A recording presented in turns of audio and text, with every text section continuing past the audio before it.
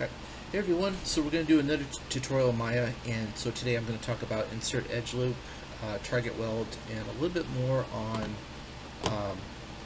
what's it called, multicut, just a little bit more. But the important one here is target weld that I'm going to get into, and also insert edge loop. So I'm going to delete this for a split second. I'm going to talk about not just creating a cube, but if you see down here, interactive creation.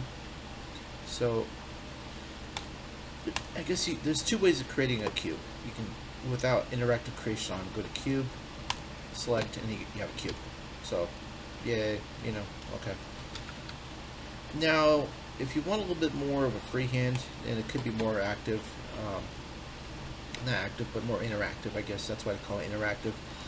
You would, go to polygon, interactive creation, and the difference is when you go down to that area, you can, with your cursor, with the left mouse button held down, you can actually create interactively. And I think if you have snap-on, like if you have the snap to view planes, or not that, snap to grid, you can actually go in, create the cube, and have it pretty accurate. And same thing for all axes. So just one way to create things. It can make your life just a lot more easier. It can make it a little bit more, I would say, it's accurate in general. So with that, we'll go through. There's one thing that I really liked, and the thing about Maya is that every couple of years technology advances, or the way to do, some new way comes out, basically, that you can actually do something. I'm used to kind of the old way of doing things where, I don't think insert edge loop was around like 10-15 years ago when I first took my first Maya course. But if you click on it, now there's two. Now you're probably wondering, okay, well, why is it two and not one? So if we go into the options here, given this is Maya Student Edition 2020, I believe. So I got this selected, multiple edge loops, and I have it selected to two. I can also do it to one. And I think reset the tool goes back to relative. Okay, so this is the original settings here. Okay, so if we go to relative, if I click on it, it's more interactive, but there's only one. You can have multiple in there. It's, it can get messy. The geometry, it can be uneven, kind of crowded. So the other way we can do this, which I like a lot, and it just keeps things organized. So we go insert edge loop, go to multiple edge loops, and I'm pretty sure you can do like any number you want, but for the purposes of this, I'm going to set it for two. Okay, you click anywhere on the edge, you get two, and on the other axis as well. Okay, so that right off the bat, it's even. I mean, it's dead on even, at least I think. What is that down over there? Okay, some weird geometry down. Okay. So the benefits of this is that I don't got to worry about making sure everything's even. Okay, so Maya kind of Maya did do it for us in general. So a previous tutorial, I did like a table, I think, and it was kind of the old way of setting a geometry, and this took off probably like, at minimum, this tool helped out probably shave off like 10-15 minutes off that tutorial. So something I wanted to update with you. I'm constantly learning, and as should you. There's nothing bad about it. But if we go into, hit Control E, all those are, extruded, and we have minus that. Yeah. So be careful what you select. That's why I like to use the kind of the paint tool for the surfaces. If you hit Control E, you get the extrusion. Shrink it down again. Hit Control. Oops.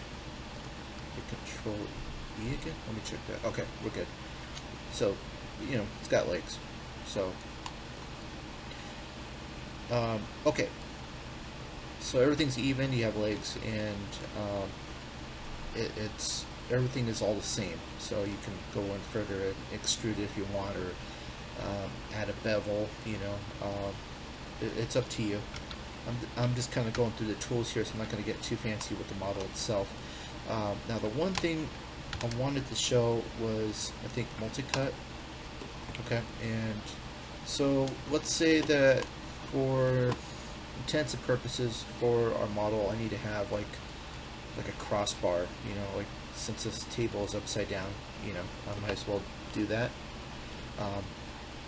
So to go into orthographic, and I think it would be the front Z. If I use the Multicut tool, it'll cut straight across into two different locations. Well, not two different locations, like straight through. Okay, so go to Merge Tools, Multicut. Okay. Now if I hold on the Shift key and left click, you can see how I can get the appropriate angle to what I want it. Okay. So if I let it go, we get one, and if I want to do one more, straight down the middle, two. Okay. Now see how it went straight through. So just kind of something that helps out. You don't, in this case, like, you don't gotta sit there and like, okay, insert edge loop, and then you'll have to sit there and like realign it with this one as well. Now I'm avoiding a major headache for you. So the Multicut will cut straight through, just like a Ginsu knife with vegetables. Just like that's why they call it Multicut. I guess.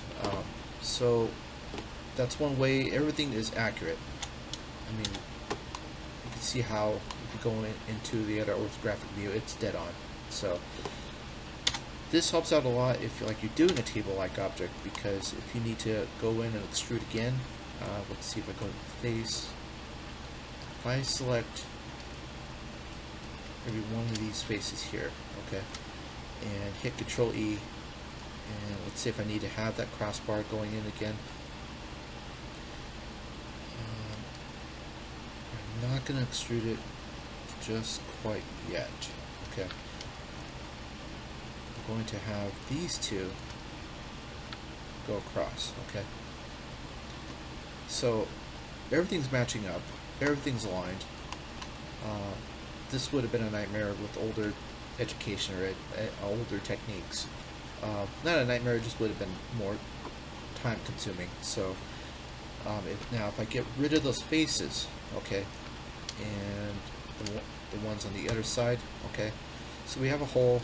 It is one object, so I don't need a combined shape. If it was multiple objects, we'd be talking a whole other thing. Now the old way, what I would use before, I would merge the vertices together. You go into, I think it was Edit Mesh. Where are you? Merge.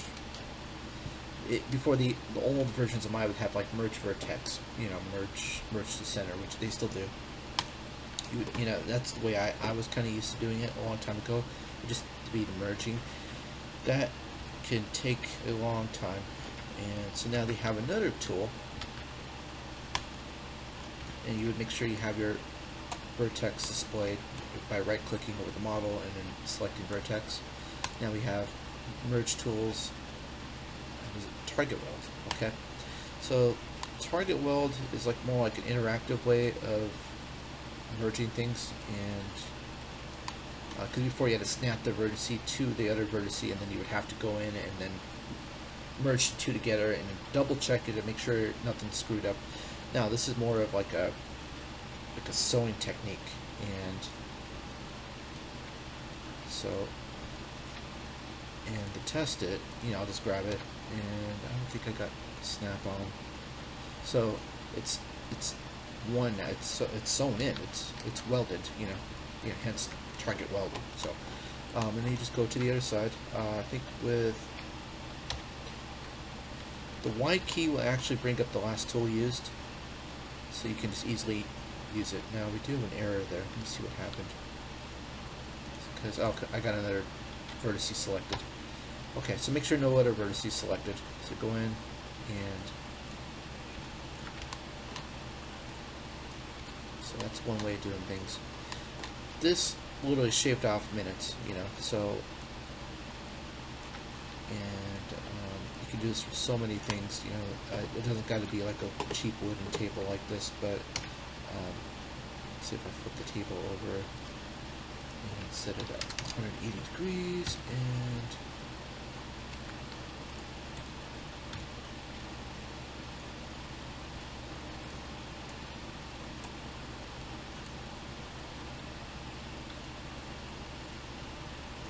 so yeah, the legs are a little bit blocky, but you know, you get the point of what I'm trying to tell you. So the whole table's blocky. It looks more like it was a table made out of cinder blocks and clay blocks on top, but this is more for the tool thing. So, you know, we have everything evened, everything aligned, except for that. But these tools will like just incredibly cut down your work time. It'll add, you know, even geometry, accurate geometry. You don't got to sit there for 30 minutes or you know, around 30 minutes or whatever time it's going to take for you to organize your model's geometry, make it clean and even or whatever. These things will help your ability to just process a model really quick. The other thing is that the ability to quickly add geometry in there, you know, the divisions, so that you avoid stretchiness, like we talked before in previous tutorials. So this really helps out a lot. You don't got to worry about those types of things. It's just way more interactive, and it didn't take too long at all. And, you know, the whole entire tutorial was 11 minutes, and I was, of course, talking all the time. So, you know, you could probably do this in 5 minutes or less. You know. And you know, you can add bevels or whatever you want to this, or make it more detailed, or you can do whatever you want. But the gist of it is, you know, we went through insert, edge loop, multicut, and then target weld. So really helps out the way things work. So I hope this really helps. Practice with it. You know, it's a really easy tool to learn. And oh, the one thing too, if in the event that you want to add in more, or turn this back off. If you want to turn it back off, put it back on relative. If you want multiple divisions, I always wanted to try, let me try 6. Okay. Just out of curiosity. So if whatever number you put in, it evenly will segment your, or separate your geometry into whatever portions you need. So it's a really beneficial tool. And, you know, if you don't like it, just hit Control-Z. So anyways, I hope this really helps out a lot. Like, comment, and subscribe. And if you have any questions, please leave them down in the description box, okay? Thank you.